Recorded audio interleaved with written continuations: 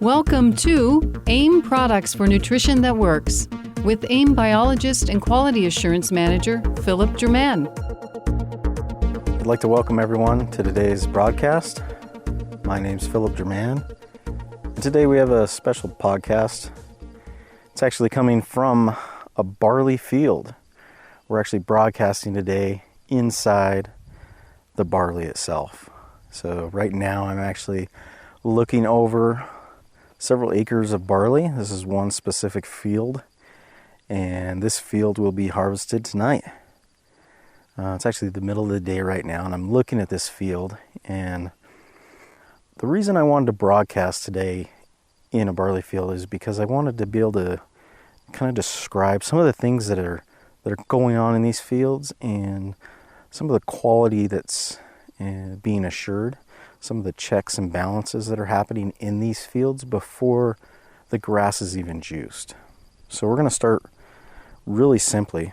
We're going to start with the plant itself. So in this field here, this barley is still very young. It's short.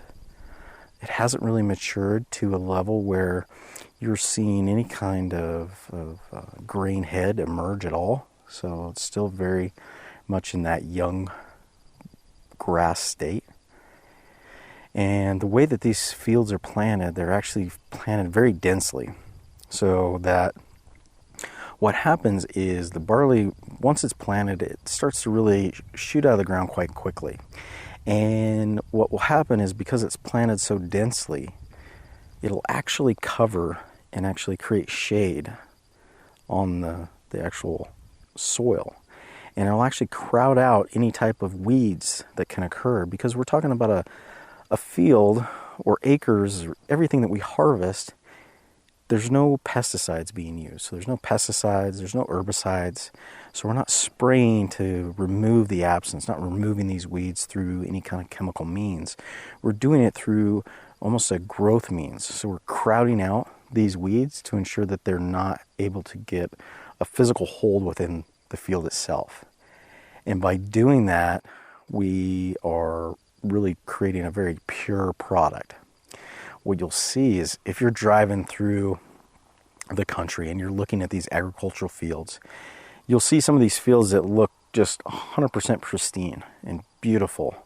But you'll also see these huge tracks going through these fields. And these tracks are actually equipment that are spraying these fields with these herbicides to prevent these plants, these weeds from growing. And we don't want that. We don't take that kind of product. We don't do that to the plants that we grow. And you'll see these other fields that they won't have any kind of lines through them of equipment being drawn through, and they're probably either organic or a non-sprayed field.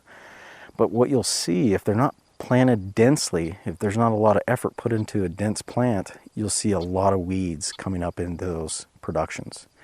And so the growth can be just scattered with different types of weeds. I mean, these can be mustard plants. Cheatgrass is very common in any kind of agricultural field if it's not being properly planted. So planting is really one of the big parts of the puzzle to keeping these barley fields very consistent and very pure.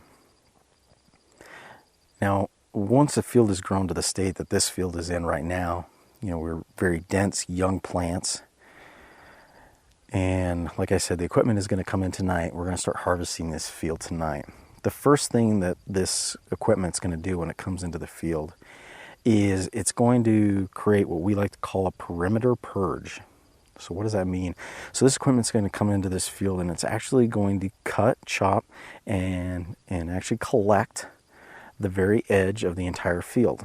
And the width of these harvesters is quite large. I mean, we're looking at like 15 to 20 feet in length. And so they run around the entire perimeter of each field before it's harvested.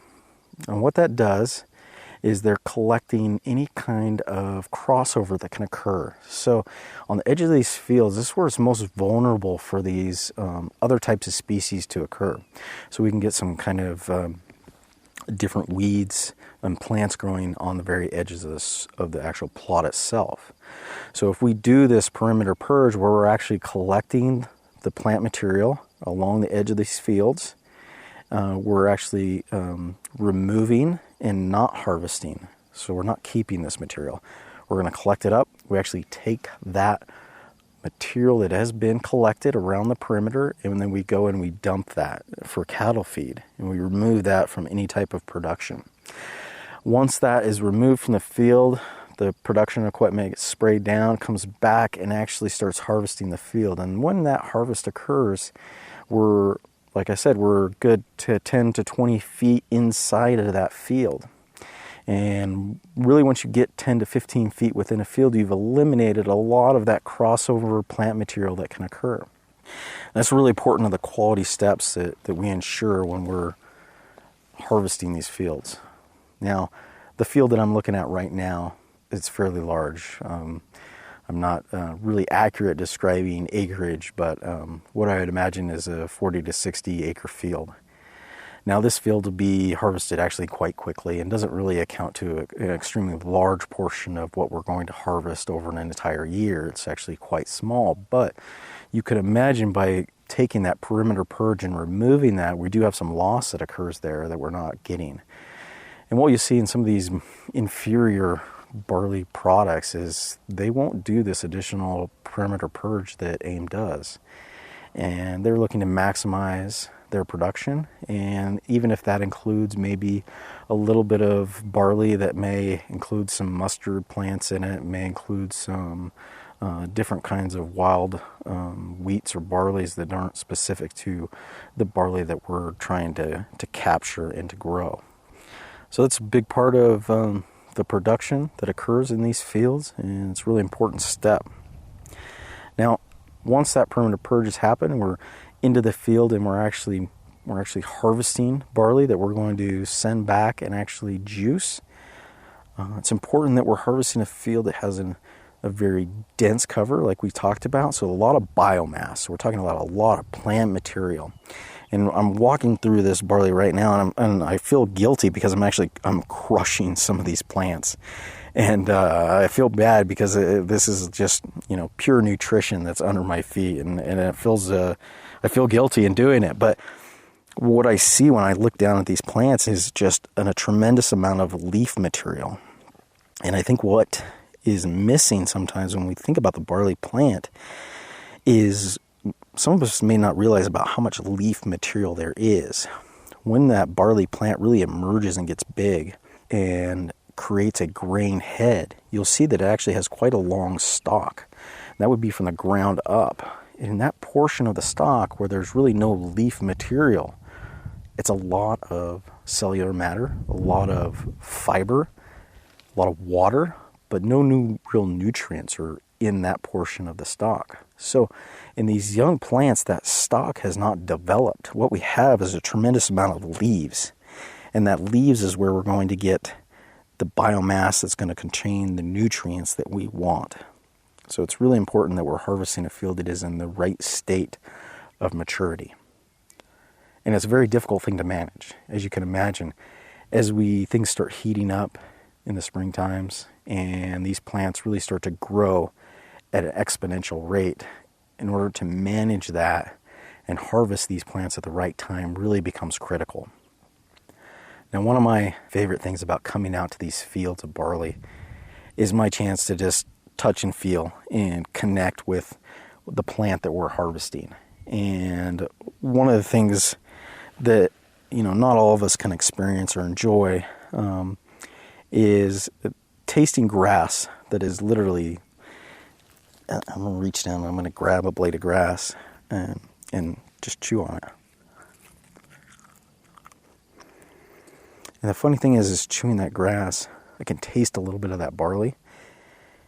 And it's funny because it tastes almost identical to the powder that we produce. And that really gives an example of how much nutrients are preserved. It's very sweet, by the way. It's very sweet grass. It's got some little bitter notes to it. But the thing that I notice most when it touches my tongue is it's very fibrous and almost like sticks to my tongue like Velcro. And that's the part that we can't digest. We can't digest that fibrous material. And when we chew it, we're not actually breaking all the cells within that plant. And because of that, we really don't get a lot of benefit out of eating grass. We need to have that mechanical step of actually extracting the juice, extracting the nutrients out of these plant cells. And that's really what we're doing in the production of BarleyLife, is we're extracting those vital nutrients out of those plant cells and putting them into a powder form that's convenient for everyone. As you can imagine, if you're out here and you're collecting barley grass for yourself and you're cutting it and then you're putting it into some kind of juicer and creating fresh juice, can you imagine how much barley it would take to create a canister of BarleyLife? The amount is extremely impressive. So, we're talking about approximately over 120 cups of barley leaves to go into one canister of BarleyLife.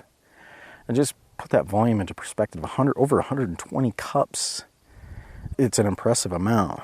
So I want everyone to really appreciate the amount of work that goes into taking this beautiful grass and turning it into, such a beautiful and easy to consume powder. Well, that's all for today's broadcast. I want to appreciate everyone for listening, and we will see you next time. Thank you.